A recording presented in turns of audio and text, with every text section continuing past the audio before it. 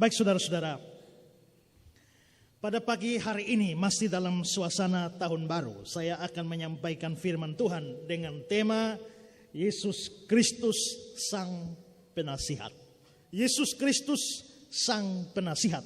Dan teks kita adalah Yesaya 9 ayat yang kelima. Yesaya 9 ayat 5 begini bunyinya. Sebab seorang anak telah lahir untuk kita, seorang putra telah diberikan untuk kita, lambang pemerintahan ada di atas bahunya, dan namanya disebutkan orang Penasihat Ajaib, Allah yang perkasa, Bapa yang kekal, Raja Damai. Nah, saudara-saudara, tema kita Yesus Kristus Sang Penasihat. Itu diambil dari salah satu nama atau salah satu gelar yang diberikan kepada anak yang telah lahir atau putra yang diberikan kepada kita itu. Yesaya 9 ayat 5 ini biasanya kita pakai sebagai ayat Natal. Dan di dalam teks ini, anak yang telah lahir atau putra yang telah diberikan itu jelas bicara tentang Yesus Kristus. Ini disampaikan Nabi Yesaya 700 tahun sebelum Yesus lahir. Tapi kalau memang ini 700 tahun sebelum Yesus lahir, kenapa dia tidak bilang sebab seorang anak akan diberikan untuk kita, seorang putra akan diberikan untuk kita. Tapi dia memakai bentuk yang sudah terjadi, seorang anak telah lahir untuk kita. Di dalam pikiran orang Ibrani, kalau sesuatu yang belum terjadi tapi pasti terjadi, maka mereka selalu menyebutnya sebagai seolah-olah sudah terjadi. Karena itu anak ini belum lahir, tapi dia sudah dibilang seorang anak telah lahir untuk kita. Putra ini belum diberikan, tapi dibilang telah diberikan. Mengapa? Karena itu pasti diberikan. Itu di dalam pikiran orang Ibrani seperti itu. Nah, kalau kita membaca sekilas ayat ini, kelihatan bahwa ada 4 nama yang diberikan di sini. Yaitu namanya disebutkan orang. Pertama, Penasihat Ajaib. Kedua, Allah yang perkasa. Ketiga, Bapa yang kekal. Keempat, Raja Damai. Tapi saudara, saya sudah pernah menjelaskan bahwa sebenarnya di sini bukan 4 nama, tapi sebenarnya ada 5 nama di sini. Mengapa kok bisa ada 5 nama? Karena ada penerjemahan yang berbeda dari ayat ini secara khusus untuk kata-kata penasihat ajaib.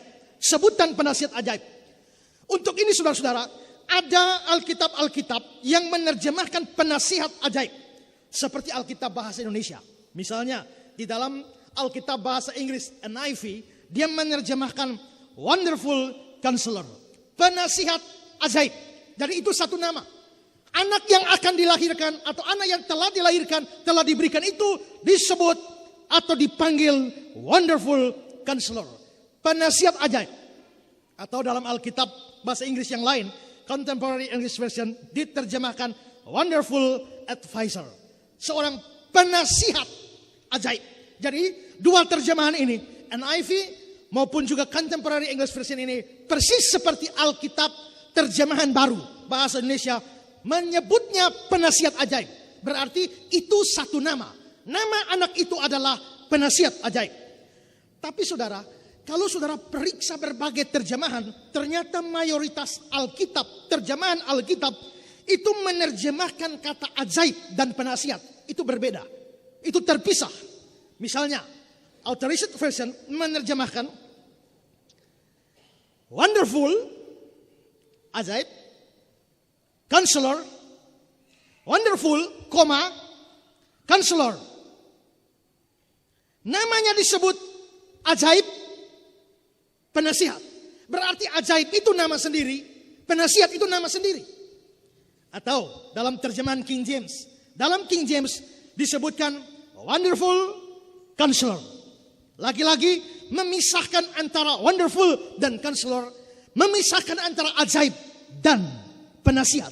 Sehingga namanya itu bukan penasihat ajaib. Namanya itu ajaib, nomor 2 penasihat. Dan Ini didukung oleh terjemahan lama. Lai. Karena seorang putra sudah jadi bagi kita, seorang anak laki-laki sudah dikaruniakan kepada kita, bahwa pertuanan adalah di atas bahunya. Dan namanya pun disebut orang ajaib, bicara. Jadi ajaib itu sendiri. Loh kok tahu-tahu muncul bicara ini apa? Ini kan penasihat. Kalau orang menasihat itu kan mesti bicara. Kalau diam-diam itu mana nasihat? Ya kan? Nah karena itu maka waktu orang nasihat ada bicara, makanya anak itu juga disebut bicara. Artinya anak itu disebut penasihat. Jadi sebenarnya dari terjemahan Alkitab ini ada dua nama yang dipisahkan, yaitu ajaib dan penasihat. Dan saudara-saudara, kebanyakan penafsir menganggap dua istilah ini memang harus dipisah, dan memang benar demikian. Karena kata ajaib atau wonderful itu kata sifat, yang secara hurufiah terjemahannya adalah keajaiban atau wonder.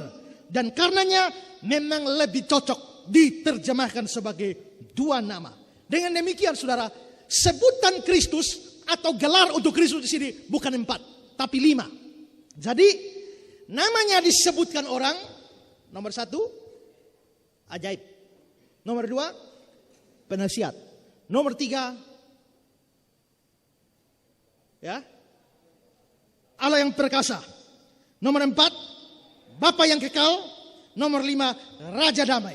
Ada 5 nama, 5 sebutan yang diberikan kepada Kristus ini.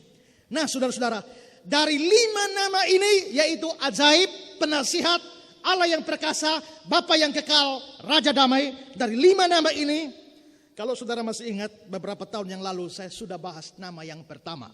Dan itu tahun persisnya terus 1 Januari 2012. Saya sudah khotbahkan ini, Yesus Kristus Sang Ajaib. Berarti nama pertama sudah. Lalu nomor 5 sudah. Itu persisnya tanggal 8 Desember 2013. Saya sudah khotbah dengan tema Yesus Kristus Raja Damai. 2 sudah. Yang nomor 2 penasihat, hari ini saya khotbah, yaitu Yesus Kristus Sang Penasihat, 4 Januari 2015. Nanti yang ketiga, Yesus Kristus Allah yang perkasa, saya khotbah 2016. Lalu Yesus Kristus Bapa yang kekal, saya khotbah 2017. Jadi satu ayat ini kita bahas 5 tahun, ya, 5 tahun.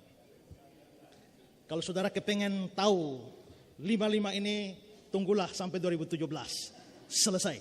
Jadi hari ini nama yang kedua yang akan saya bahas, yaitu Yesus Kristus Sang Penasihat. Ini di Yesaya 9 ayat 5. Nah, kalau kita mempelajari konteks dari Yesaya 9 ini, maka kita akan melihat bahwa pada zaman Yesaya, keadaan rohani umat itu begitu buruk. Mereka hidup dalam kegelapan, dalam kebobrokan rohani yang luar biasa. Dan itu terlihat dari konteks, ini Yesaya 9. Sebelum Yesaya 9 itu ada Yesaya 8. Dan Yesaya 8 menggambarkan kondisi rohani yang buruk ini. Saya akan tunjukkan mulai dari ayat 15, 21, 22. Dari Yesaya 8. Dan banyak di antara mereka akan tersandung, jatuh, luka parah, tertangkap dan tertawan. Ini bukan hurufiah, tapi tersandung di sini, tersandung secara rohani.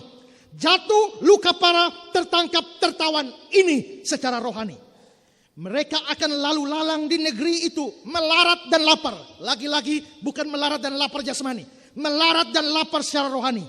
Dan apabila mereka lapar, mereka akan gusar dan akan mengutuk rajanya dan Allahnya. Mereka akan menengadah ke langit dan akan melihat ke bumi. Sesungguhnya hanya ada kesesakan dan kegelapan, kesuraman yang menghimpit, dan mereka akan dibuang ke dalam kabut. Saudara lihat semua gambaran ayat-ayat ini yang saya garis bawahi, ini tidak enak semua. Tersandung, luka parah, tertangkap, tertawan, melarat, lapar, kesesakan, gusar, kegelapan, kesuraman, menghimpit, dibuang dalam kabut. Semuanya negatif, semuanya tidak enak. Nah saudara-saudara, dosa-dosa mereka ini begitu berat sampai membuat Tuhan menyembunyikan diri pada mereka. Lihat Yesaya 8 ayat 17. Di situ dikatakan, Tuhan yang menyembunyikan wajahnya terhadap kaum keturunan Yakub. Maka karena dosa mereka begitu besar, hidup di dalam kebobrokan moral, hidup di dalam kegelapan rohani yang besar, Tuhan menyembunyikan wajahnya terhadap Israel. Dalam kondisi semacam ini, mereka membutuhkan petunjuk. Mereka membutuhkan nasihat. Tapi pada siapa? Apakah mereka membutuhkan nasihat dari Allah? Allah sudah menyembunyikan diri dari mereka. Mereka membutuhkan nasihat dari pemimpin-pemimpin agama, pemimpin-pemimpin rohani mereka.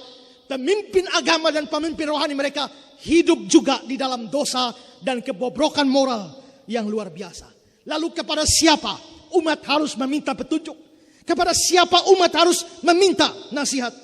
Gara-gara mencari pada Tuhan tidak dapat, karena Tuhan sudah menyembunyikan wajahnya. Mencari pada pemimpin-pemimpin tidak dapat. Akhirnya mereka cari pada arwah-arwah orang mati.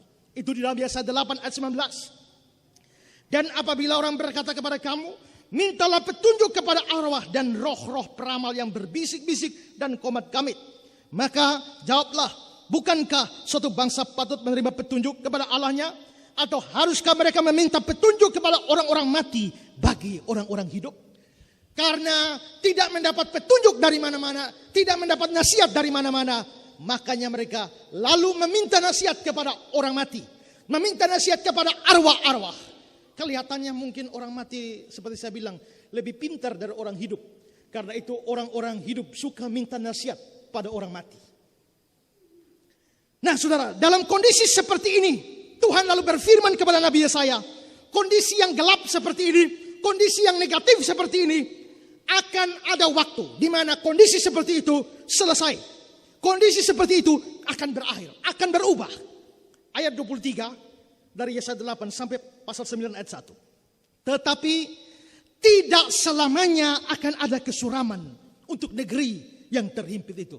Mereka memang terhimpit, tapi tidak untuk selamanya. Kalau dahulu Tuhan merendahkan tanah Zebulon dan tanah Naftali, maka di kemudian hari Dia akan memuliakan jalan ke laut, daerah seberang sungai Yordan, wilayah bangsa-bangsa. Bangsa yang berjalan dalam kegelapan melihat terang yang besar. Tadi mereka dalam kegelapan, sekarang ada terang besar. Mereka yang diam di negeri kekelaman, atasnya terang telah bersinar. Nah saudara-saudara, berarti tadi kondisi yang buruk tadi sekarang berubah. Mengapa kondisi ini akan berakhir? Mengapa kondisi ini akan berubah? Mengapa kondisi ini akan menjadi lebih baik? Jawabannya di ayat yang kelima. Sebab seorang anak telah diberikan untuk kita. Itu berarti saudara-saudara, Yesus Kristus diberikan untuk dunia ini, untuk menghapus kegelapan dunia ini. Untuk menghapus suasana atau situasi rohani yang sangat buruk seperti itu. Sebab seorang anak telah lahir untuk kita.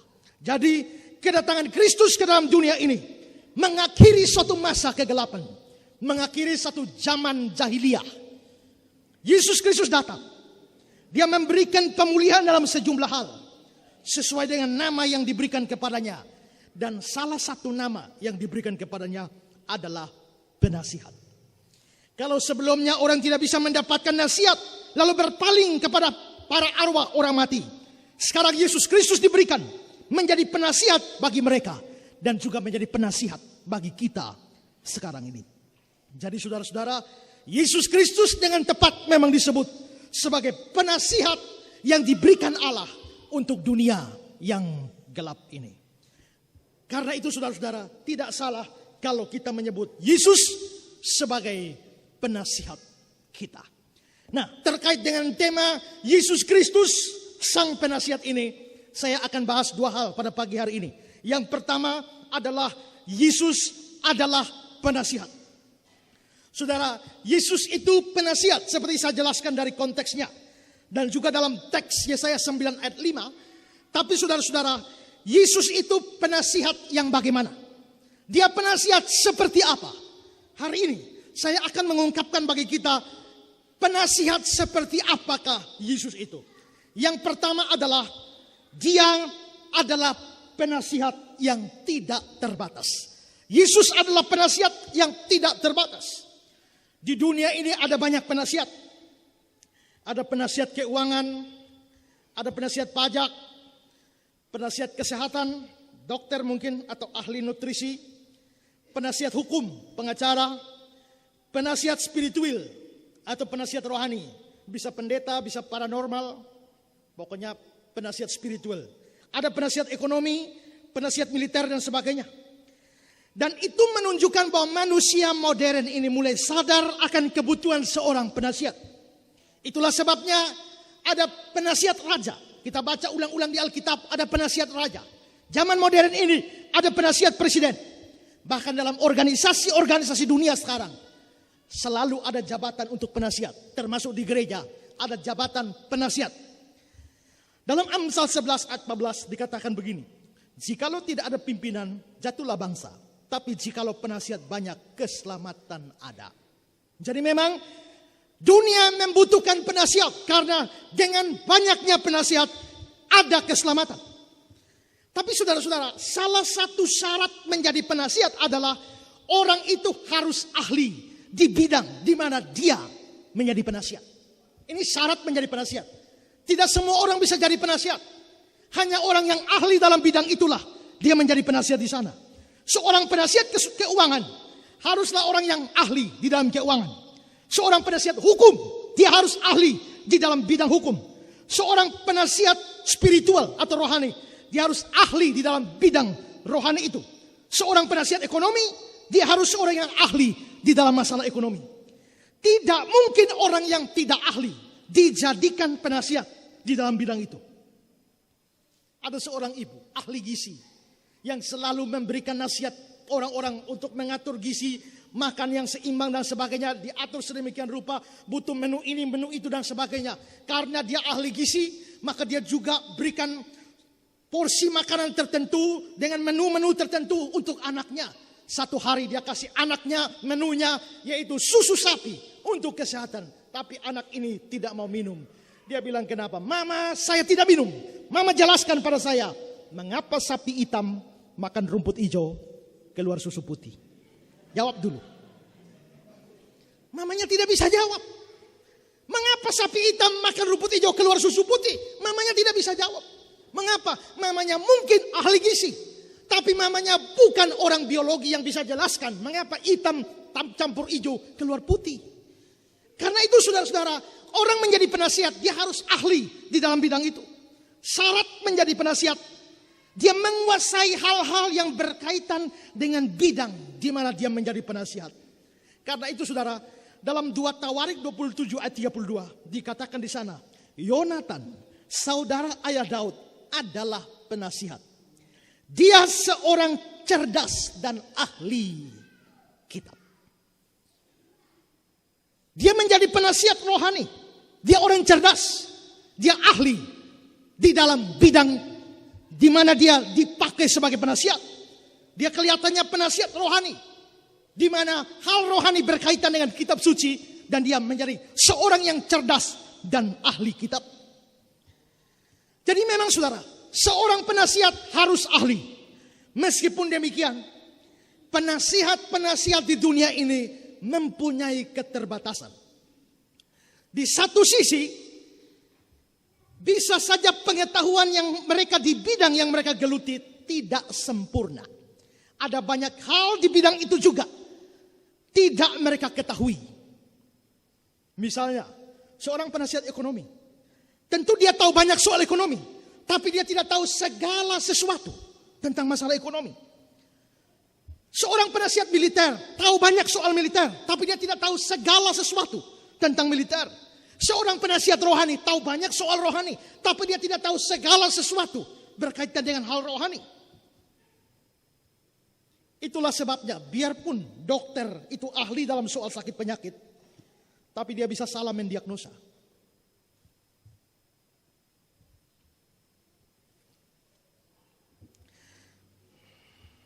Saya ganti mobil. Mobil Panther saya yang tua itu sudah di Lego. Saya ganti mobil.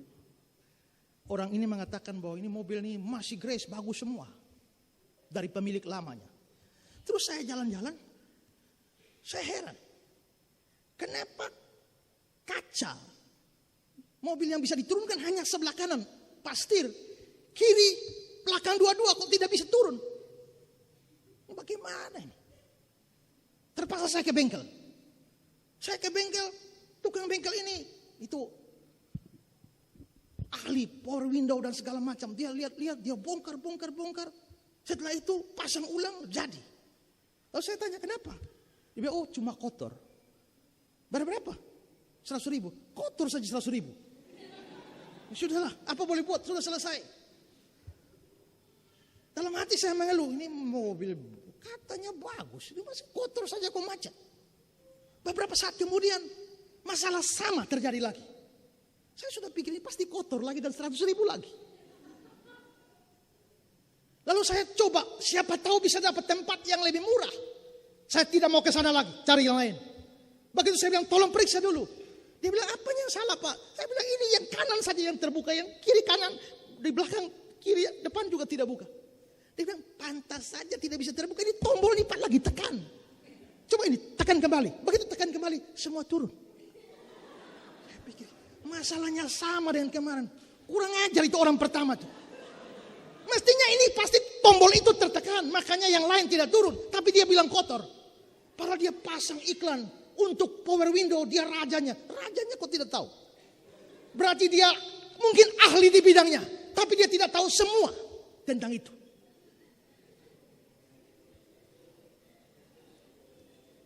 Orang bisa ahli di dalam Alkitab, tapi dia tidak menguasai seluruhnya di situ.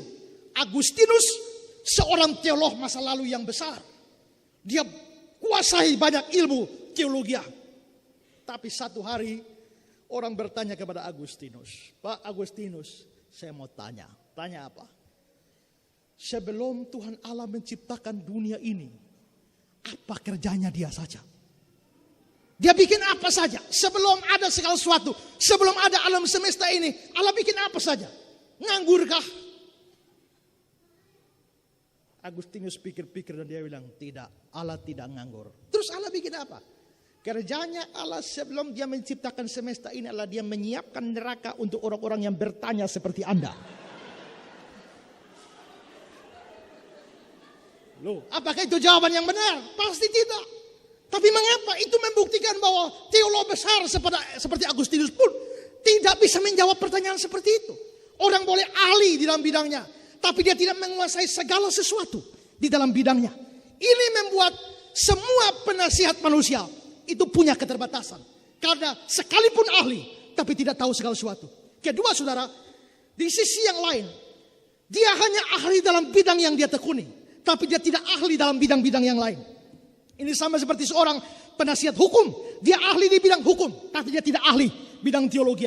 Seorang penasihat ekonomi, dia ahli bidang ekonomi, tapi dia bukan ahli bidang politik. Seorang penasihat politik, ahli bidang politik, tapi dia tidak ahli bidang militer. Karena itu saudara, kalau Anda bertanya masalah Alkitab dan teologi pada saya mungkin bisa jawab.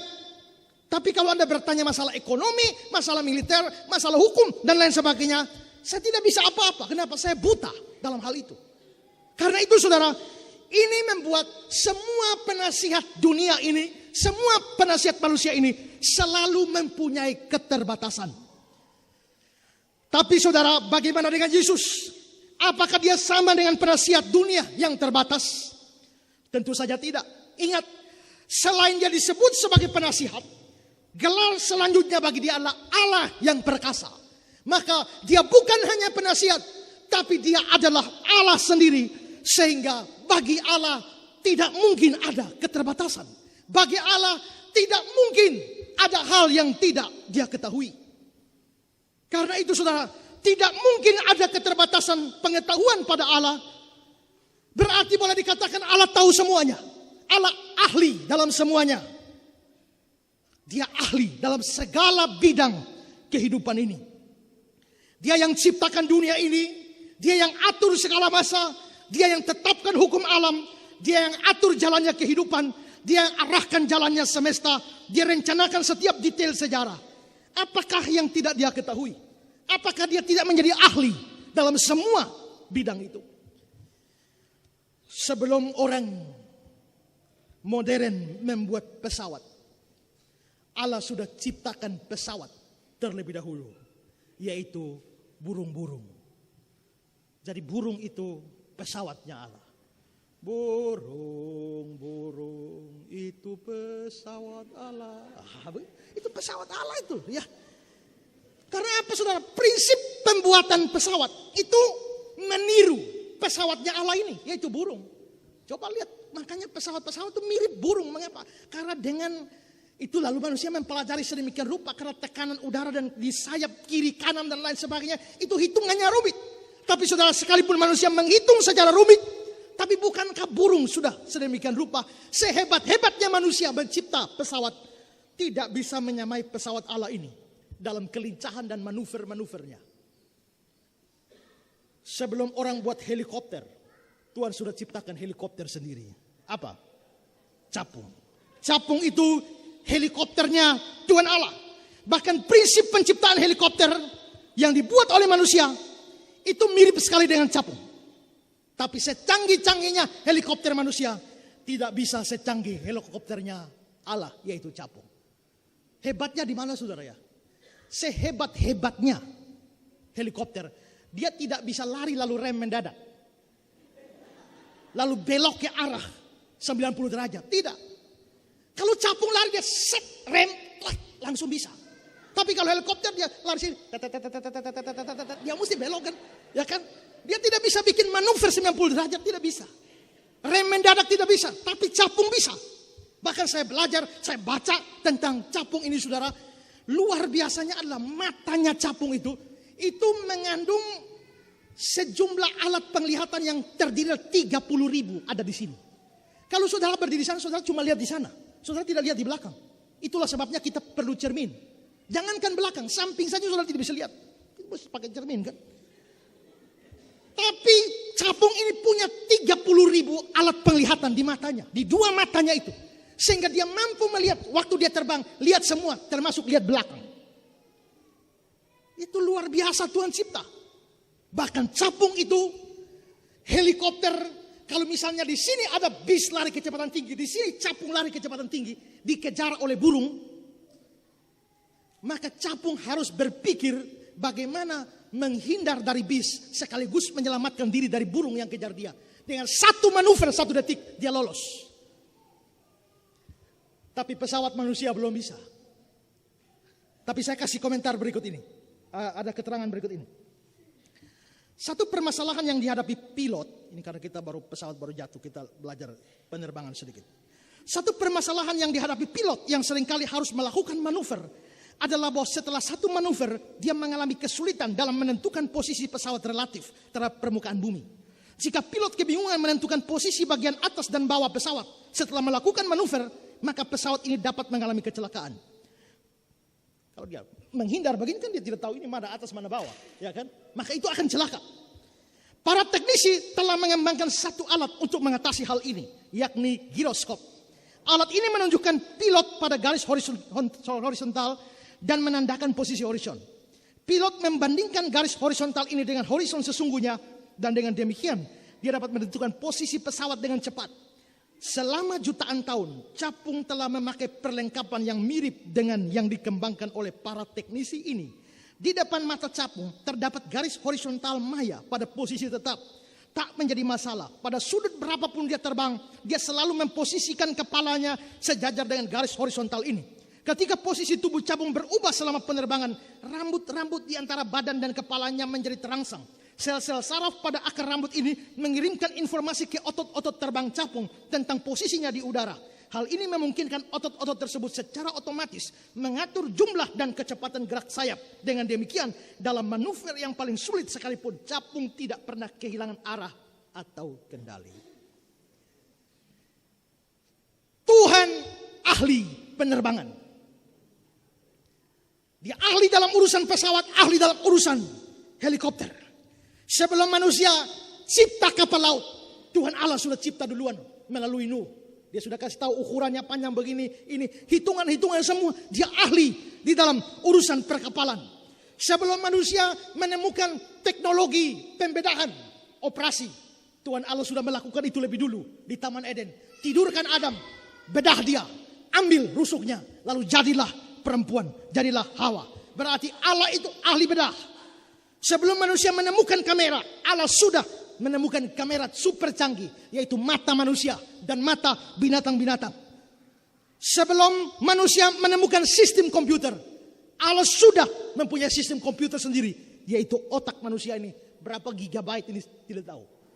Kita punya hard disk berapa giga pun, isi penuh.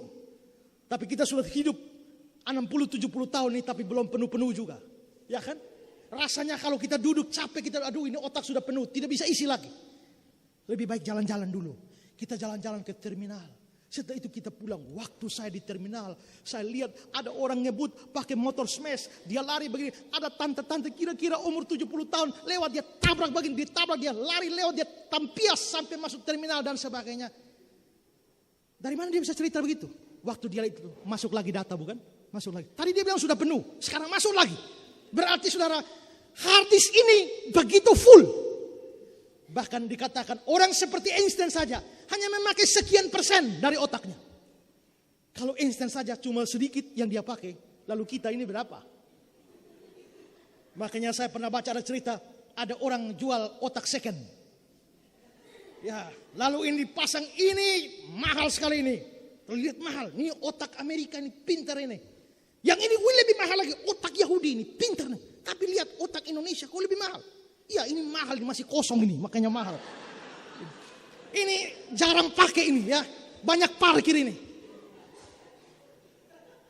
Tapi saudara, itu berarti Tuhan itu boleh dibilang sebagai ahli komputer. Sebelum orang temukan ilmu fisika, Tuhan telah menerapkan sistem-sistem fisika.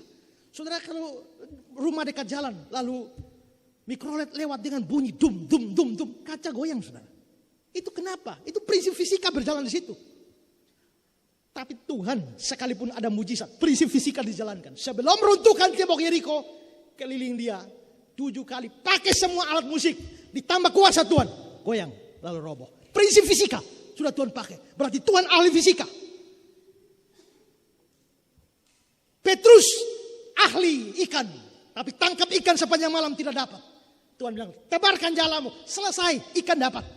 Dia bahkan ahli ikan, ahli perikanan. Jadi saudara, singkatnya Tuhan itu ahli dalam segala bidang. Dia sama sekali tidak terbatas. Sekarang, kalau dia yang tidak terbatas dalam pengetahuannya semacam ini, sekarang dia menjadi penasihat kita. Kira-kira dia menjadi penasihat yang bagaimana? Dia menjadi penasihat yang luar biasa. Dia menjadi penasihat yang tidak terbatas. Karena itu kita boleh datang kepada dia, mendapatkan nasihat, mendapatkan pertolongan dalam bidang apapun. Masalah ekonomi, masalah rumah tangga, masalah sakit penyakit, masalah pergaulan, masalah bisnis dan lain sebagainya. Semua bidang dia kuasai, dia ahli dalam semua bidang itu. Karena itu tiap hal boleh kita bawa kepada dia. Tiap hal boleh dibawa dalam doa padanya. Kalau dia bukan ahli dalam tiap hal, bagaimana kita bisa bawa tiap hal kepada dia? Yesus adalah penasihat kita. Penasihat yang bagaimana? Dia penasihat yang tidak terbatas. Yang kedua, dia adalah penasihat yang penuh simpati. Kata simpati berasal dari 2 kata, sin atau sun, yang artinya bersama-sama, dan pasien. Ingat pasien rumah sakit, pasien yang artinya menderita. Jadi simpasien, menderita bersama-sama, bersama-sama menderita. Itu artinya simpati yang sesungguhnya. Kalau hanya lihat orang lewat tidak kenal lalu tertarik, wih cantik benar dia lewat, lalu saya simpati pada, itu bukan simpati yang sesungguhnya. Jatuh cinta berjuta rasanya, yang dicinta tak tahu siapa orangnya. Heran saya waktu dengar lagu saya, bagaimana kau mencintai orang yang tidak kau tahu? Lalu itu disebut simpati? Tidak. Simpati itu adalah menderita bersama-sama, mengerti orang itu, mengetahui apa yang dia alami, lalu turut merasakan penderitaannya, baru disebut sebagai simpati. Karena itu Alkitab mengajarkan tentang simpati ini dalam Roma 12 ayat 15. Menangislah dengan orang yang menangis. Kalau kita bisa menangis dengan orang yang menangis, kita telah bersimpati dengan orang itu. Nah, kalau dikatakan Yesus adalah penasihat kita yang penuh simpati, artinya Yesus adalah penasihat yang benar-benar mengerti pergumulan kita, mengerti penderitaan kita, dan dia turut merasakan pergumulan dan penderitaan kita. Itulah penasihat yang penuh simpati. Ada banyak orang kalau meninggal, ada orang meninggal mengucapkan turut berduka cita. Tapi pikir baik-baik, waktu saudara omong turut berduka cita, apakah saudara benar-benar berduka dengan keluarga yang berduka itu? Ataukah turut berduka cita hanya sebagai ucapan yang lazim? Kalau ada orang mati pokoknya turut berduka. Kalau hanya kita mengucapkan turut berduka tapi tidak rasa apa-apa di dalam hati kita, kita belum bersimpati dengan orang yang berduka. Itu hanya di bibir, hati sama sekali tidak merasakan duka cita bersama dengan keluarga. Itu simpati yang palsu. Yesus tidak demikian. Dia seorang yang benar-benar mempunyai simpati kepada manusia. Tapi mengapa Yesus bisa benar-benar bersimpati kepada manusia? Jawabannya adalah karena dia sendiri pernah menjadi manusia. Dia sama dengan kita manusia dalam segala sesuatu kecuali dosa. Karena dia pernah jadi manusia, maka dia pernah mengalami segala hal yang dialami manusia.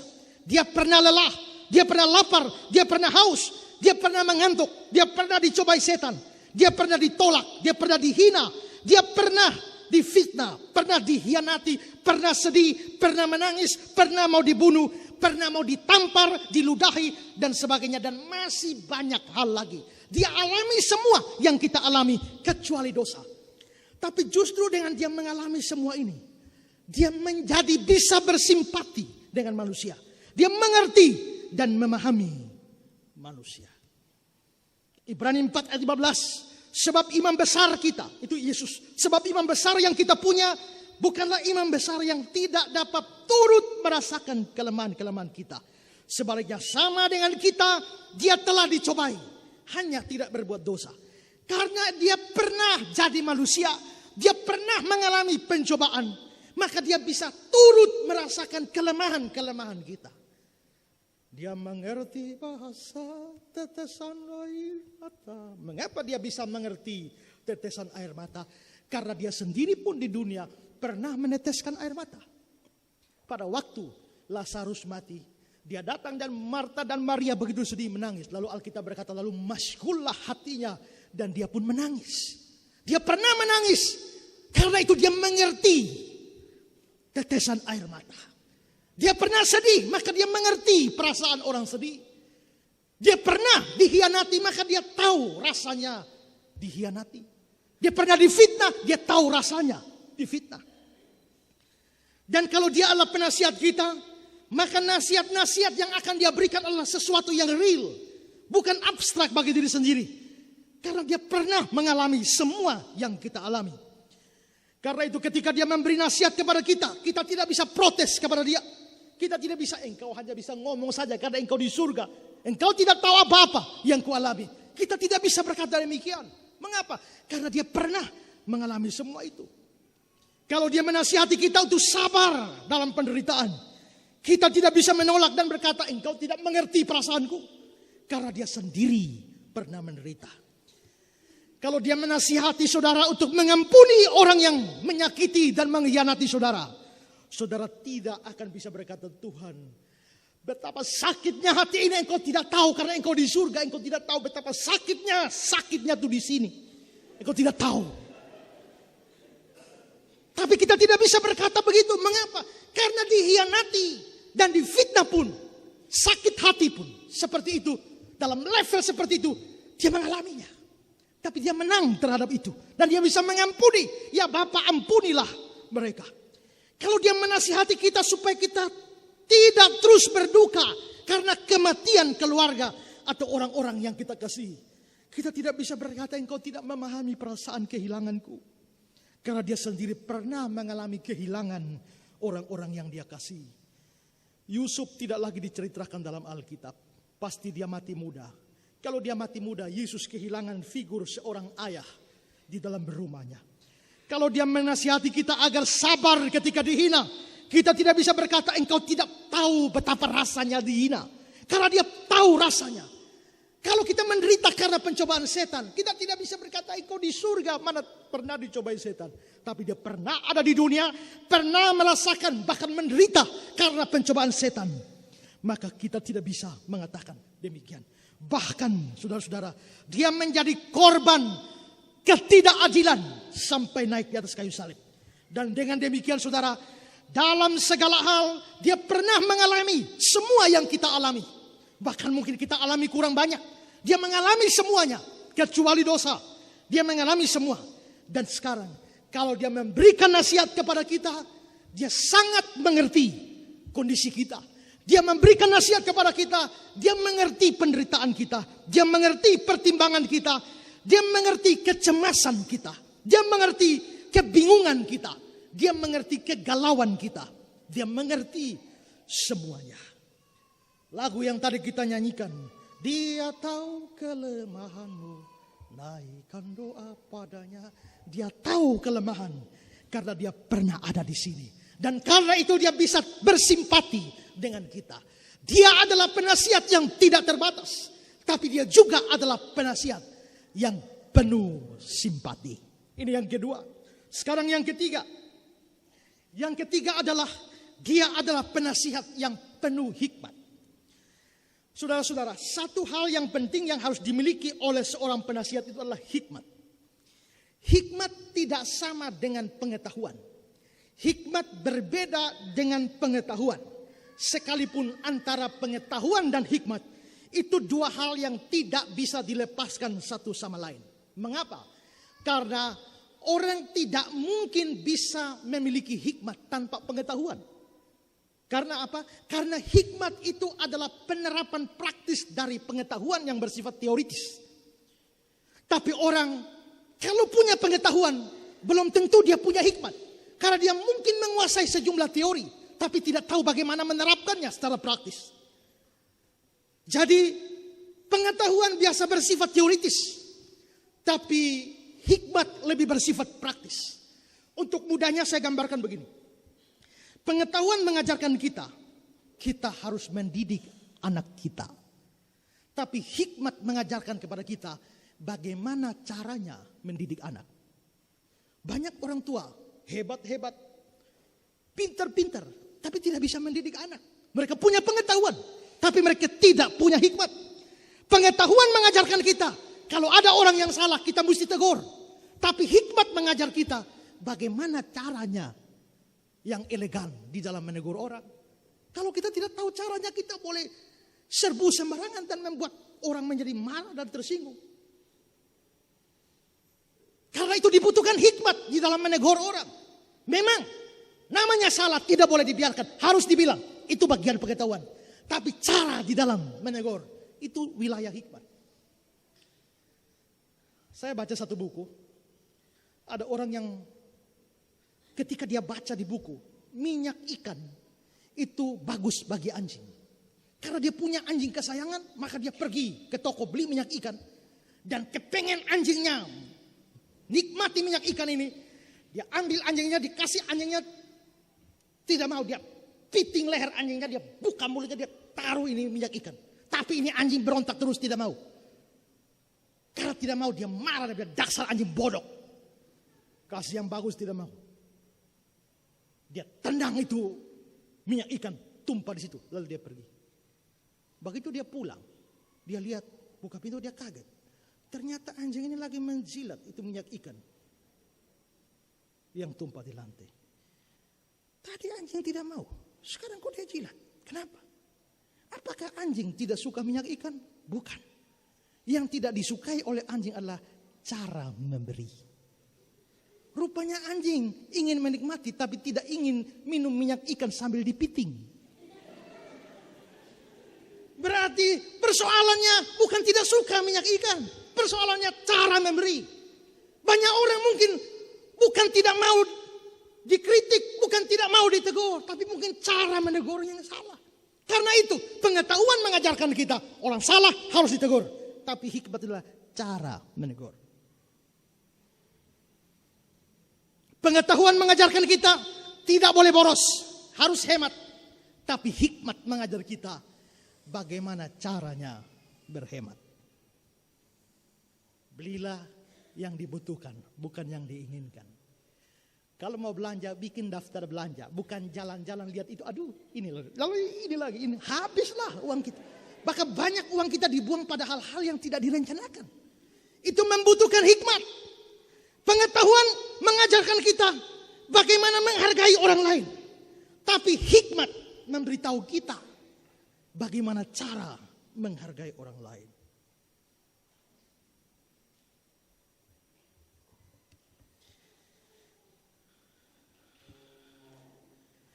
Jadi hikmat memang dibutuhkan seorang penasihat. Seorang penasihat yang dibutuhkan seorang penasihat bukan hanya ahli. Bukan hanya pengetahuan di bidangnya. Tapi kemampuan menerapkan pengetahuan ini di dalam hal praktis. Itulah wilayah hikmat. Nah, biasanya orang yang membutuhkan nasihat itu selalu membutuhkan nasihat yang bersifat praktis, bukan? Coba, kalau orang datang, Pak, saya butuh nasihat. Nasihat apa? Anak saya ini keras kepala dan suka melawan. Saya omong malah diangkat batu lempar saya. Bagaimana menghadapi anak seperti ini? Orang membutuhkan nasihat untuk hal yang praktis. Pak, bos di kantor ini menyuruh saya manipulasi keuangan supaya pajak tidak besar. Bagaimana saya menghadapi bos seperti ini? Kalau saya ini dia akan pecat saya. Kalau saya lakukan ini saya berdosa. Bagaimana caranya?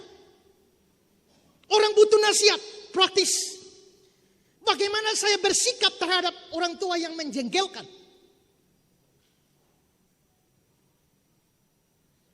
Pak, bagaimana caranya saya menolak cinta si Albert tanpa menyinggung perasaan? Oh, itu butuh hikmat itu. Jangan asal.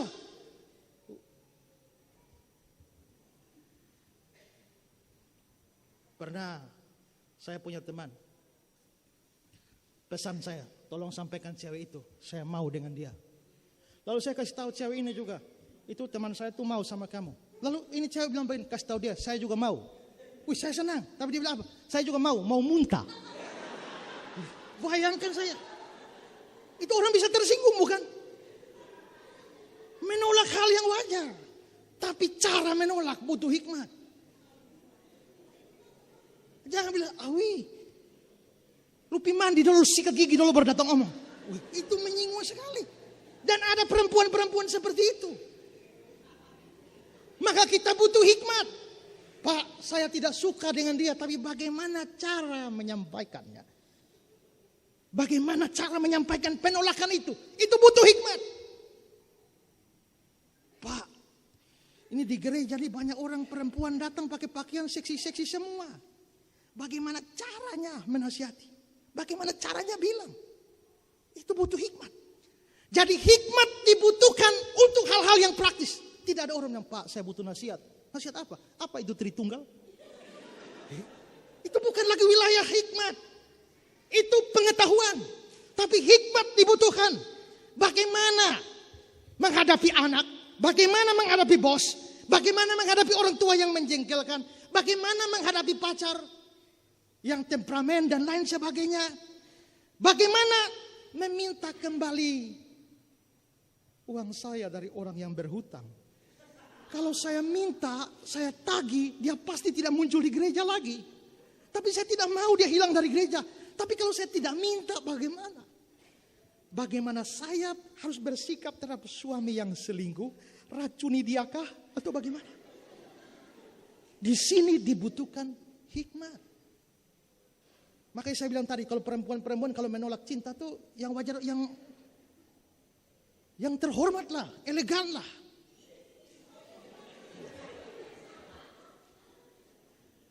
Saya sendiri pernah dicintai orang. Maksudnya ditembak orang.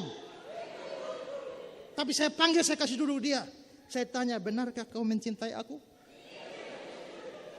Dia bilang, benar Kak. Nah, kalau memang kau mencintai saya punya satu permintaan. Kau mau kasih? Mau Kak? Permintaan apa? Kalau kau mencintai aku, maukah engkau berikan kepada aku kebebasan? Mau Kak? Kamu mau berikan kepada aku kebebasan? Ya, termasuk bebas untuk tidak mencintaimu. Itu cara yang elegan.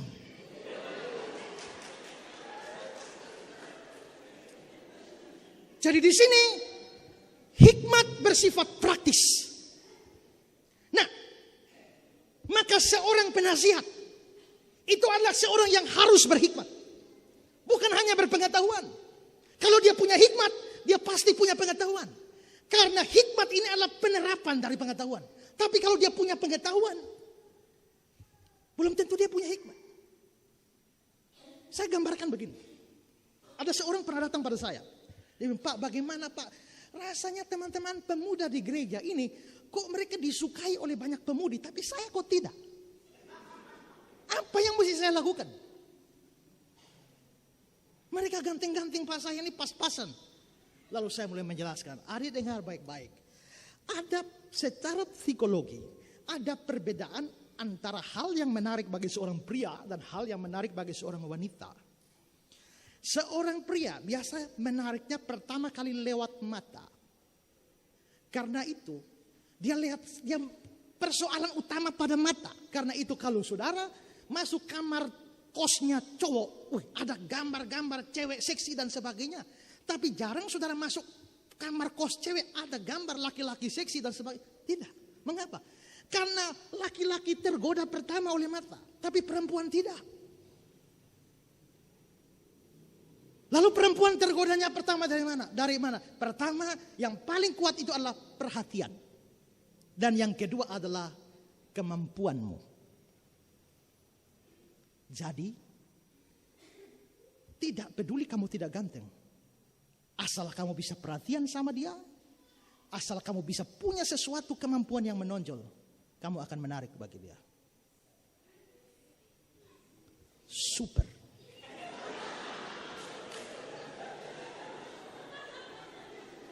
Nah saudara-saudara, karena itu sekarang gak usah terlalu berusaha supaya dirimu seganteng mungkin. Bikin rambut jabrik lah apa segala macam, taruh anting di sini. Gak usah. Ya, tapi pikirkan kamu punya kemampuan apa. Main sasando kah? Eksplorasi itu, berikan kemampuan itu. Mengapa saya kasih nasihat begitu?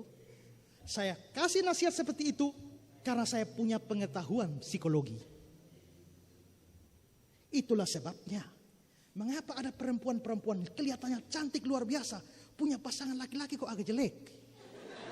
Ya. Saya kadang-kadang heran begitu. Betapa beruntungnya dia.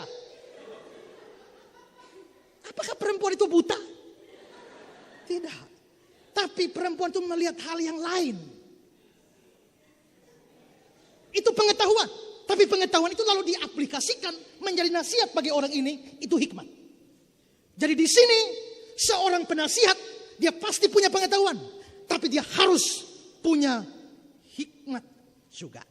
Nah, sekarang saudara, sebagai penasihat kita, Yesus sebagai penasihat kita, apakah dia punya hikmat? Yesaya 11 ayat 1 dan 2. Suatu tunas akan keluar dari tunggul Isai, dan taruk yang akan tumbuh dari pangkalnya yang berbuah. Ini nubuat tentang Yesus. Ayat 2. Roh Tuhan ada padanya, roh hikmat. Dia punya roh hikmat dan pengertian, pengetahuan ada, roh nasihat. Jadi Yesus ini punya pengetahuan, tapi bukan hanya pengetahuan. Hikmat dia punya. Gara-gara pengetahuan dan hikmat dia punya, lalu ada roh nasihat. Maka dia bisa menasihati atau menjadi penasihat kita. Kolose 2 ayat 2 dan 3. Sehingga mereka memperoleh segala kekayaan dan keyakinan pengertian dan mengenal rahasia Allah yaitu Kristus. Sebab di dalam dialah, di dalam Kristus tersembunyi segala harta, hikmat dan pengetahuan. Di dalam Kristus ada kekayaan, ada harta, hikmat dan pengetahuan. Jadi Yesus penasihat kita, dia adalah orang yang bukan saja penuh dengan roh pengetahuan, tapi roh hikmat dan roh nasihat. Dengan demikian dia pasti dapat menjadi penasihat yang sempurna. Dia menjadi penasihat yang terbaik, penasihat yang ulung, penasihat yang top bagi kita. 1 Korintus 1 ayat 30. Tetapi oleh dia kamu berada dalam Kristus Yesus yang oleh Allah telah menjadi hikmat bagi kita. Nats pembimbing kita tadi, Mazmur 73 ayat 24. Dengan nasihatmu engkau menuntun aku dan kemudian engkau mengangkat aku ke dalam kemuliaan. Berbahagialah orang yang memiliki Allah atau Kristus sebagai penasihatnya. Seorang pernah berkata demikian, nasihat dari Tuhan adalah madu untuk lidah kita, harmoni untuk telinga kita, kesehatan untuk tubuh kita, keberuntungan untuk jiwa kita, dan harapan untuk hati kita. Yesus adalah penasihat kita. Dia penasihat yang tidak terbatas, penasihat yang penuh simpati, penasihat yang penuh hikmat. Ini hal pertama yang saya bicarakan. Sekarang hal yang kedua. Kalau dia memang penasihat kita, sekarang bagaimana caranya dia menasihati kita? Dia penasihat kita, dia pasti menasihati kita. Tapi caranya bagaimana? Yang jelas dia tidak turun dari surga, lalu bicara dengan kita, muka dengan muka, memberi nasihat kepada kita. Tidak. Tapi dia mempunyai banyak cara di dalam memberi nasihat kepada kita. Caranya apa saja? Yang pertama, dia memberikan nasihat kepada kita melalui firman-Nya atau melalui Alkitab. Memang sewaktu dia berada dalam dunia, dia berikan nasihat melalui berbagai pengajaran, keluar langsung dari mulutnya. Tapi setelah dia kembali ke surga, nasihat-nasihatnya diberikan melalui pengajaran-pengajaran yang telah terekam di dalam kitab suci. Sehingga boleh dikatakan sekarang dia memberikan nasihat kepada kita melalui kitab suci. Dia memberi nasihat kepada kita melalui firman-Nya. Saudara-saudara, bahwa firman Tuhan adalah alat yang dipakai untuk memberikan nasihat atau petunjuk hidup kepada manusia. Itu terlihat dari dua ayat ini. Pertama, Mazmur 119 ayat 24 dan 105. Ya, peringatan-peringatanmu menjadi kegemaranku, menjadi penasihat-penasihatku. Perhatikan kata-kata ini. Peringatan-peringatanmu, itu firman. Peringatan-peringatanmu menjadi penasihat-penasihatmu. Berarti firman Tuhan itu menjadi penasihat kita. Bagaimana firman menjadi penasihat bagi kita? Tuhan memakai firman-Nya menasihati kita. Ayat 105, firman-Mu pelita bagi kakiku dan terang bagi jalanku. Lalu Amsal 6 ayat 23, karena perintah itu pelita dan ajaran itu cahaya dan teguran yang mendidik itu jalan kehidupan. Adam Clark mengatakan kalimat ini. Firman Allah itu adalah sebuah pelita yang kita pegang di tangan untuk memberikan terang dalam setiap tempat atau ruang yang gelap. Dan itu adalah terang yang umum yang bersinar di atas seluruh pekerjaan kita dan seluruh jalan kita. Firman itu adalah terang bagi seluruh jalan hidup kita.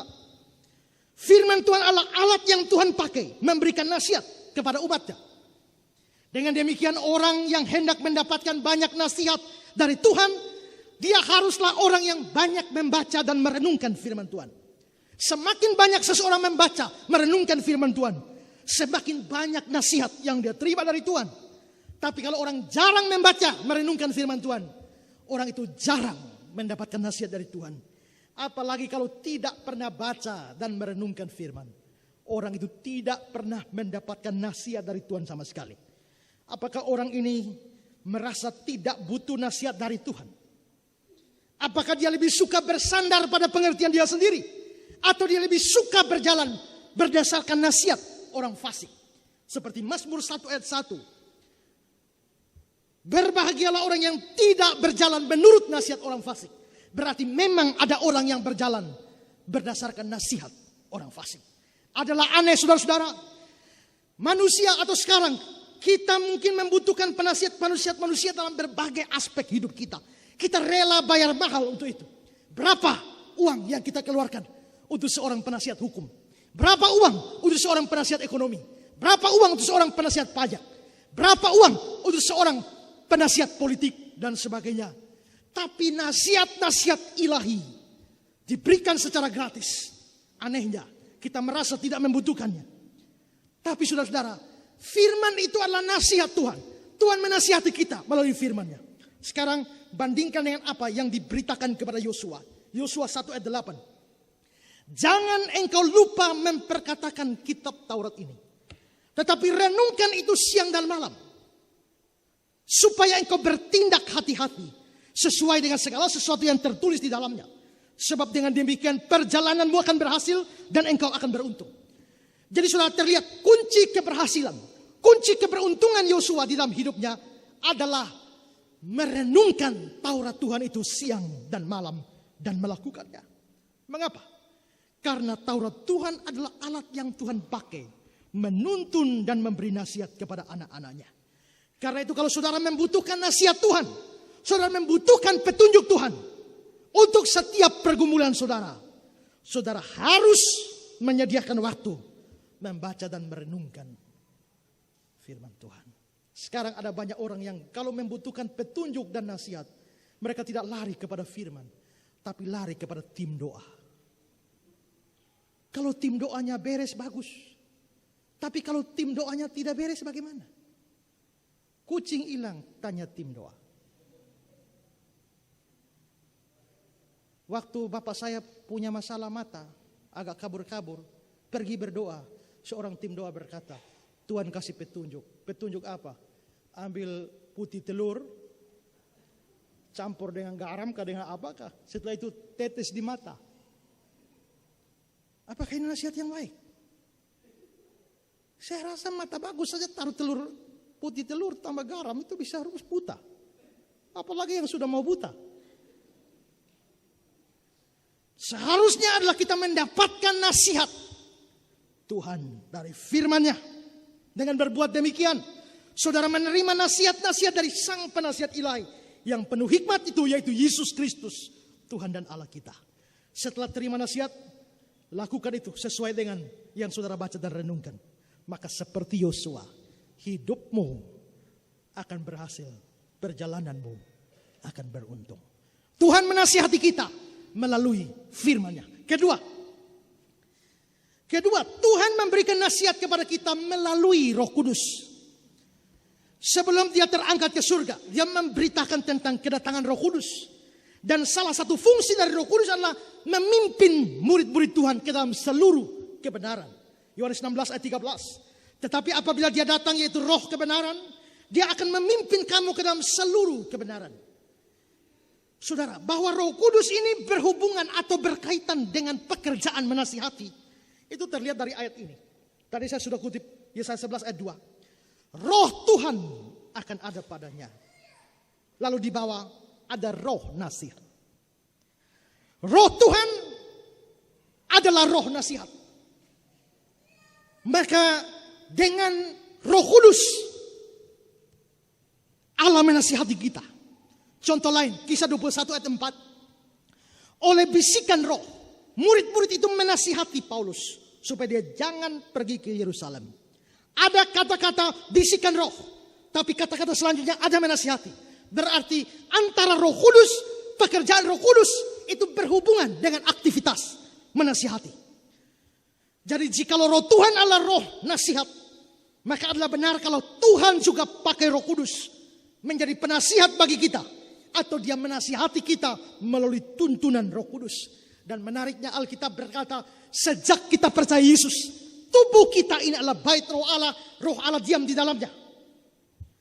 Dengan demikian, kita sebenarnya mempunyai satu alat yang Tuhan berikan di dalam hati kita menjadi penasihat kita. Kuncinya adalah, maukah kita membiarkan diri kita hidup di dalam pimpinan Roh Kudus, ataukah keinginan daging kita? Galatia 5 ayat 18 dikatakan, memberi dirimu dipimpin roh. Lalu ayat 25, hidup kita juga dipimpin oleh roh. Kalau hidup kita dipimpin oleh roh, kita mempunyai penasihat di dalam diri kita. Dia menasihati kita melalui firman. Dia menasihati kita melalui Roh Kudus. Sekarang yang ketiga, dia memberikan nasihat kepada kita melalui orang-orang di sekitar kita. Tuhan memberikan nasihat memakai orang-orang di sekitar kita. Contoh dari Alkitab, 2 Korintus 5 ayat 20. Jadi kami ini adalah utusan-utusan Kristus, seakan-akan Allah menasihati kamu dengan perantaraan kami. Allah menasihati kamu dengan perantaraan kami. Jadi kalau kami menasihati engkau, itu sama dengan Allah menasihati engkau. Berarti Allah menasihati mereka melalui utusan-utusan Kristus ini. Bahkan saudara-saudara, kalau kita bicara tentang karunia-karunia roh, salah satu karunia yang diberikan oleh Allah kepada orang-orang percaya itu adalah karunia untuk menasihati. Dalam Roma 12 ayat 6-8. Demikianlah kita mempunyai karunia yang berlainan menurut kasih karunia yang dianugerahkan kepada kita. Ayat 8. Jika karunia untuk menasihati, berarti ada orang yang Tuhan berikan karunia untuk menasihati. Kalau Tuhan berikan karunia untuk menasihati, orang itu harus menasihati. Kalau orang itu menasihati, sebenarnya Tuhan pakai dia untuk memberikan nasihat kepada orang lain. Dengan kata lain, Tuhan menasihati kita memakai orang-orang lain. Orang-orang lain itu bisa orang tua kita. Orang lain itu bisa pendeta. Orang lain itu bisa sahabat-sahabat kita. Orang lain itu bisa suami kita, istri kita, anak kita, pacar kita. Bahkan mungkin orang yang sama sekali tidak kita kenal. Kalau mereka memberikan nasihat, bisa jadi nasihat mereka salah. Tapi kalau mereka memberi nasihat, periksa nasihatnya. Apakah nasihatnya cocok dari firman? Apakah benar sesuai firman Tuhan? Kalau nasihat mereka cocok sesuai firman Tuhan, berarti Allah menasihati kita melalui mereka. Allah menasihati saya melalui orang tua. Allah menasihati saya melalui pacar. Allah menasihati saya lewat anak saya. Allah menasihati saya lewat kawan saya. Karena itu jangan mengabaikan nasihat dari orang-orang di sekitar saudara. Anak-anak yang suka melawan orang tua, dengar baik-baik. Kalau orang tua nasihat dan itu benar, itu sebenarnya Tuhan yang memberikan nasihat. Engkau melawan orang tua sama dengan engkau melawan Tuhan. Mungkin kita gampang menerima nasihat orang yang kita rasa di atas kita. Tapi sukar menerima nasihat dari orang-orang yang kita rasa selevel dengan kita, apalagi di bawah kita.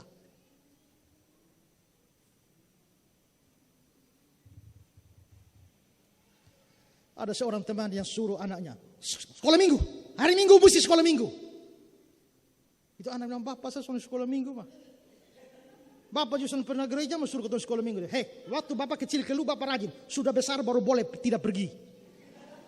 Ini anak bilang, Bapak mesti pergi gereja, Bapak mesti gereja. Anak kecil bodoh tahu apa? Diam. Sukar bagi kita untuk menerima nasihat dari orang-orang. Tapi bukankah Tuhan bisa pakai itu? Saudara tahu peristiwa besar terjadi pada Naaman. Di mana dia akhirnya sembuh dari kustanya. Bagaimana ceritanya dia bisa sembuh dari kusta? Karena ada seorang pembantu yang adalah budak tawanan perang di rumahnya menyampaikan kepada dia, ada nabi di Israel yang bisa menyembuhkan penyakit Tuhan. Gara-gara itu dia lapor raja kirimkan berita kepada raja Israel, lalu akhirnya bertemu dan akhirnya disembuhkan dari penyakit kustanya. Seringkali kita mengalami berbagai pergumulan persoalan, asal kita peka terhadap suara Tuhan, nasihat Tuhan yang datang lewat orang-orang sekitar kita. Karena Tuhan bisa pakai mereka. Seorang misionaris pernah bertugas di Cina. Pada waktu itu kekuasaan di Cina sementara diambil alih oleh komunis. Dan dia terancam hidupnya dibunuh. Dalam satu perjalanan di atas bis, misionaris ini duduk bersama dengan seorang anak kecil. Lalu mereka berdua bercakap-cakap dan akhirnya singkat cerita misionaris ini ceritakan bagaimana ketakutan dia terhadap keselamatan dia, nyawa dia. Lalu saudara-saudara, anak kecil perempuan 13 tahun ini berkata kepada sang misionaris, ibu saya pernah cerita tentang Musa. Bagaimana Musa selama 40 tahun menempuh begitu banyak bahaya di padang gurun. Tapi Tuhan tetap memimpin dia. Tuhan yang maha kuasa. Apakah Bapak ingat cerita itu? Lalu misionaris itu kaget dengan apa yang diomong anak kecil itu. Dan dia bilang, ya saya ingat cerita itu. Tapi kamu mesti tahu, saya bukan Musa. Lalu anak kecil itu, tapi Bapak mesti tahu, Tuhannya masih tetap sama. Wah, misionaris itu merasa bukan kamu yang bicara dengan saya. Tuhan yang nasihati saya. Masalahnya sama. Orangnya beda. Tapi Tuhannya sama. Tuhan memberi nasihat kepada sang misionaris itu. Melalui anak kecil yang dia tidak tahu itu. Dan Tuhan juga berikan nasihat kepada kita melalui pemimpin-pemimpin rohani, lewat orang tua kita, lewat sahabat-sahabat kita. Karena itu, maulah mendengar nasihat-nasihat. Amsal 19 ayat 20 berkata, dengarkanlah nasihat dan terimalah didikan, supaya engkau menjadi bijak di masa depan. Biarlah, saya rindu bahwa di gereja ini, kita boleh hidup saling menasihati satu sama lain. Dan pihak yang dinasihati, melihat pihak yang menasihati sebagai nasihat dari Tuhan. Sepanjang nasihatnya benar sesuai firman Tuhan. Dia menasihati kita lewat firman, lewat Roh Kudus, lewat orang lain. Dan yang terakhir, dia memberikan nasihat kepada kita melalui situasi-situasi yang dia izinkan kita alami. Dia memberikan nasihat-nasihat kepada kita lewat situasi yang dia izinkan kita alami. Jikalau kita percaya providensi Allah, bahwa dia mengatur seluruh jalan kehidupan, bahkan sampai hal-hal yang terkecil sekalipun, kita juga harus percaya tidak ada sesuatu hal yang kebetulan yang bisa terjadi pada kita. Kalau begitu, apapun yang terjadi pada hidup saya, itu ada dalam rencana Tuhan. Dan rencana Tuhan itu baik, seperti kata Roma 8 ayat 28. Dalam kerangka berpikir semacam ini, maka kita dapat katakan nasihat-nasihat Tuhan pun diberikan kepada kita melalui pengalaman-pengalaman hidup yang dia izinkan kita alami. Entah itu pengalaman kita maupun pengalaman orang lain. Tuhan mau kita belajar dari apa yang terjadi di sekeliling kita. Matius 24 ayat 32-33. Tariklah pelajaran dari perumpamaan tentang pohon ara. Apabila ranting-ranting melembut dan mulai bertunas, kamu tahu musim panas sudah dekat. Tuhan suruh lihat pohon ara, ranting-ranting. Belajar dari itu. Belajar apa? Ayat 33. Demikian juga, jika kamu melihat semua ini, ketahuilah waktunya sudah dekat. Sudah di ambang pintu. Berarti Tuhan memberikan nasihat kepada para muridnya. Nasihat lewat apa? Lewat ranting-ranting. Lewat pohon ara. Tuhan memberikan nasihat kepada kita. Lewat segala macam peristiwa yang terjadi. Entah itu diri kita atau juga orang lain. Kita semua dikejutkan dengan musibah Air Asia. Tapi saya kira kita semua tahu. Baca di koran, baca di internet, di TV. Ada keluarga yang diselamatkan. Keluarga Kristen yang diselamatkan dari musibah itu. Kenapa? Air Asia memajukan jadwal terbang. Beritanya dikirim via email. Tapi mereka tidak cek email. Mereka datang. Terlambat. Pesawat sudah jalan. Marah-marah mereka di situ. Marah-marah dan sebagainya. Setelah pas masih marah-marah begini. Beritanya Air Asia hilang kontak. Dan celaka. Begitu habis marah langsung bersyukur kan? Mengapa? Dari situ seperti mata terbelalak terbuka. Seandainya ini pasti Tuhan yang lakukan. Dialah yang membuat saya terlambat. Dialah yang membuat saya tidak buka email. Seandainya itu terjadi, satu keluarga mati. Di situ sebenarnya Tuhan memberikan nasihat kepada kita. Kalau Tuhan mengizinkan kegagalan, kesulitan, kemacetan apapun dalam hidup kita, Tuhan memberi nasihat kita. Jangan mengeluh. Jangan protes pada Tuhan. Jangan marah kepada Tuhan. Karena dia tahu apa yang dia lakukan. Saya bersyukur hari ini Pak Jack Mesak boleh ada di tengah-tengah kita. Ini sahabat saya, seorang hamba Tuhan, pengkhotbah yang baik. Waktu izin ini, urus izin IMB ini juga, bersama dengan dia kami berjuang untuk dapat IMB ini. Tapi ini kita sudah masuk gedung ini kali pertama dia masuk. Kenapa? Karena Tuhan izinkan beliau beberapa, sudah tahun lalu ya, atau 2 tahun ini mengalami stroke. Padahal saudara tahu kalau saya khotbah di mana-mana. Kalau saya tidak bisa khotbah, saya tinggal telepon Pak Jack, tolong ganti saya di sini, tolong ganti saya di sini. Begitu beliau kena stroke, saya tidak dapat orang lagi. Maka saya akhirnya punya Pak Adindi. Begitu saya khotbah tidak bisa khotbahnya, Pak Adi tolong ganti saya, Pak Adi tolong ganti saya, tolong ganti saya. Tiba-tiba datang berita lagi, Pak Adi kena jantung. Umur saya tidak beda jauh dengan Pak Jack, tidak beda jauh dengan Pak Adi. Tapi satu stroke, satu jantung. Saya waktu itu mendengar berita, saya rasa Tuhan menasihati saya. Hati-hati. Jikalau teman-temanmu sebayamu bisa kena, kau pun bisa kena. Saya tahu Tuhan menasihati saya melalui peristiwa-peristiwa yang mereka alami. Bukalah mata kita dan lihatlah sekeliling kita. Ada banyak nasihat yang Tuhan berikan lewat peristiwa-peristiwa yang kita alami. Saya tadi pagi masih membaca satu kisah nyata. Kisah nyata ini adalah seorang pemuda yang baru bertengkar, selesai bertengkar dengan ibunya. Dan dia begitu marah dan dia maki ibunya. Dalam keadaan kemarahan kepada ibunya, dia pergi ke suatu swalayan. Ketika dia pergi ke satu swalayan, dia ambil satu barang dan mau bayar. Tapi tiba-tiba ada satu anak laki-laki kecil membawa sebuah boneka. Dan dia taruh boneka ini di kasir untuk teller untuk membayar. Tapi petugas ini mengembalikan boneka ini. Uang kamu tidak cukup. Ini anak kecil ambil hitung uang receh-receh ini tidak cukup. Lalu ini anak bilang pada petugas itu, coba hitung kembali uang. Siapa tahu cukup.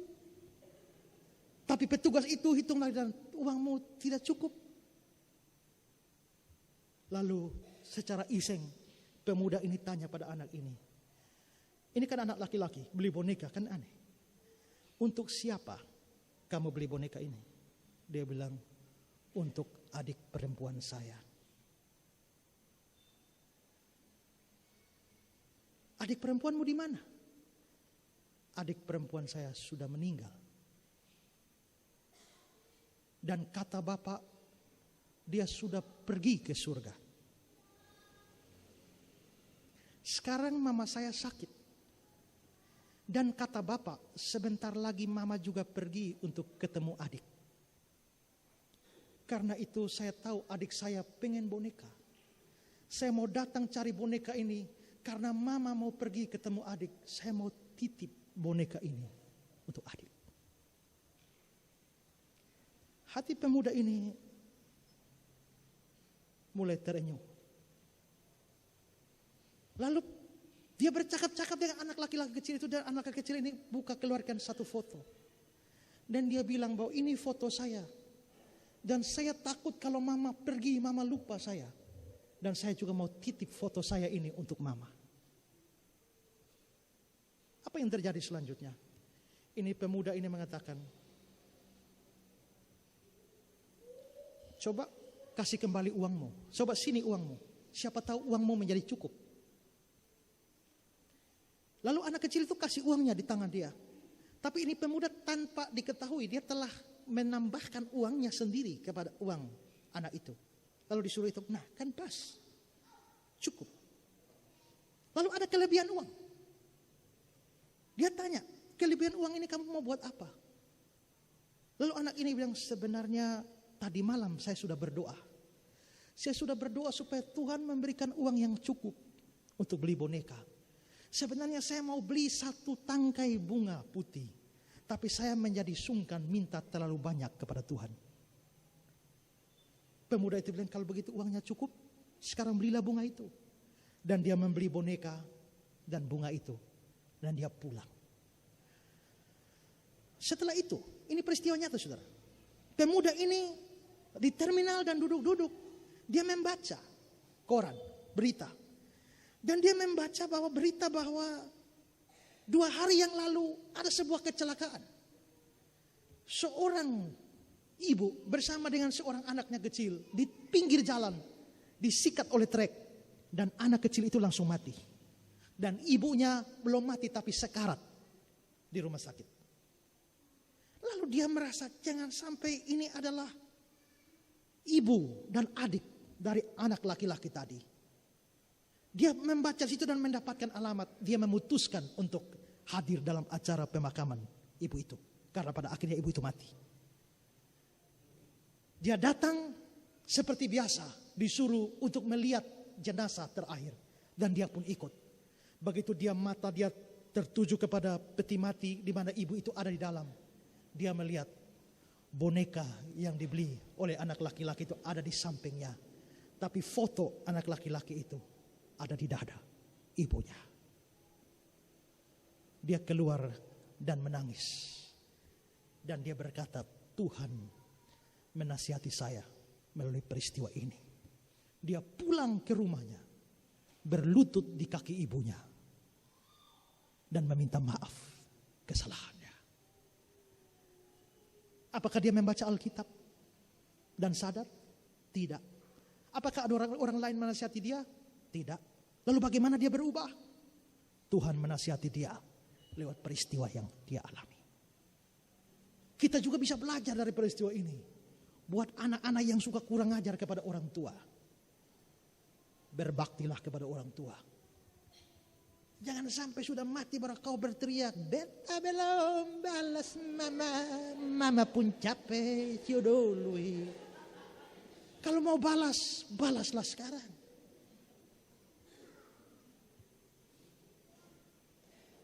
Maka Tuhan memberikan nasihat kepada kita lewat peristiwa-peristiwa yang kita alami. Saudara-saudara, Yesus Kristus adalah penasihat kita. Dia penasihat kita. Dia penasihat yang tidak terbatas. Penasihat yang penuh kasih. Penasihat yang penuh hikmat. Dia menasihati kita melalui firman-Nya, melalui Roh Kudus, melalui peristiwa-peristiwa yang kita alami, melalui saudara-saudara di sekitar kita. Hari ini kita baru 4 hari di tahun 2015. Masih 300-an hari yang harus kita lalui. Ada banyak hal yang masih menjadi rahasia bagi kita. Kita tidak tahu apa yang terjadi di hari depan kita. Dan karenanya kita membutuhkan seorang penasihat kehidupan. Dan orang yang tepat itu adalah Kristus Yesus, sang penasihat itu. Yang pasti adalah Tuhan siap menuntun kita. Dia siap memberikan nasihat kepada kita. Dengan nasihat-nasihat yang ajaib. Mazmur 32 ayat 8. Aku hendak mengajar dan menunjukkan kepadamu jalan yang harus kau tempuh. Aku hendak memberi nasihat, maka mataku tertuju kepadamu. Tuhan berkata, aku hendak memberi nasihat, mataku tertuju padamu. Sekarang saudara-saudara, kalau Tuhan sendiri mau memberi nasihat, persoalannya adalah apakah kita merasa membutuhkan Dia sebagai penasihat dalam hidup kita? Apakah kita bersedia mendengar semua nasihat-Nya melalui cara-cara yang Dia berikan? Kalau ya, mari kita persiapkan telinga dan hati kita mendengar setiap nasihat Tuhan. Kalau kita dapat melakukan itu, hidup kita akan beruntung dan berbahagia. Kita bukan berjalan dengan pertimbangan sendiri. Bukan berjalan atas nasihat orang fasik. Tapi berdasarkan nasihat Tuhan. Karena itu, bersama dengan Daud, kita harus memuji Tuhan Yesus Kristus yang adalah penasihat kita. Mazmur 16 ayat 7. Mari kita baca sama-sama. Mazmur 16 ayat 7. 2, 3. Aku memuji Tuhan yang telah memberi nasihat kepadaku. Sekali lagi, 2, 3. Aku memuji Tuhan yang telah memberi nasihat kepadaku. Amin. Mari kita tunduk kepala.